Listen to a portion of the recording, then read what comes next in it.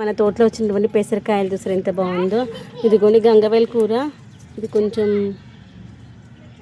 పురుగు వచ్చిందా అనుకున్నాను, వచ్చినట్టుంది అక్కడక్కడ.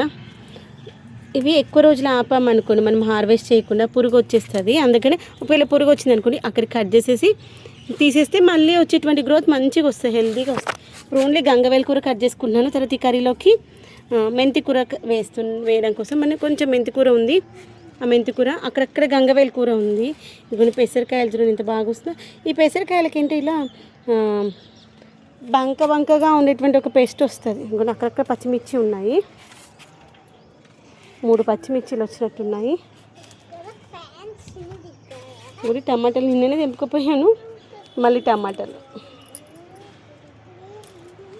ఇంత బాగా వస్తున్నాయి టమాటాలు. మనమైతే ఈ మధ్యలో అసలు టమాటాలు అయితే కొనడం మానేసాను నేనైతే.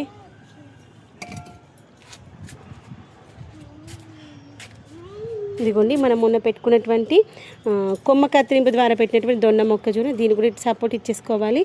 ఇదిగోండి ఫస్ట్ బెండ చెట్టు, బెండకాయ.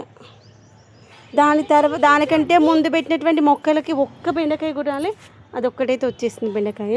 ఇదిగోండి చిట్టి టమాటాలు దీంట్లో పడిపోయినట్టున్నాయి.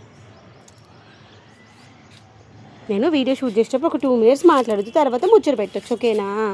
ఇదిగోండి కాకరకాయ చెట్టు ఇక్కడ ఒకటి, అక్కడ ఒకటి మొన్న పెట్టుకున్నటువంటిది. ఇది కూడా మొన్న పెట్టినటువంటి హ్యాంగింగ్ ప్లాంట్స్ ఎంత బాగున్నాయి చూడండి. ఇక్కడ కూడా గంగవేల్ కూర ఉంది, కానీ ఇది బాగాలేదు.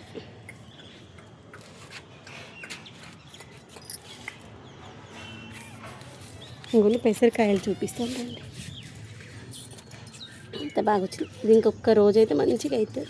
ఇదేమో ఒకటే కాయ వచ్చింది, రావచ్చు కదా ఇంకో 2-3 కాయలు.